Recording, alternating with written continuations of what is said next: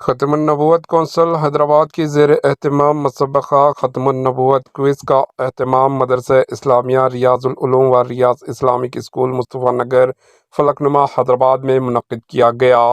جس کی صدارت مولانا محمد صدیق احمد قادری حسامی بانی ادارہ نے انجام دی اور مہمان خصوصی کی حیثیت سے ترجمان قادریہ ڈاکٹر سید رضوان پاشا قادری صدر دی قرآن اکیڈمی نے شرکت کی اور اس پروگرام سے خطاب کیا۔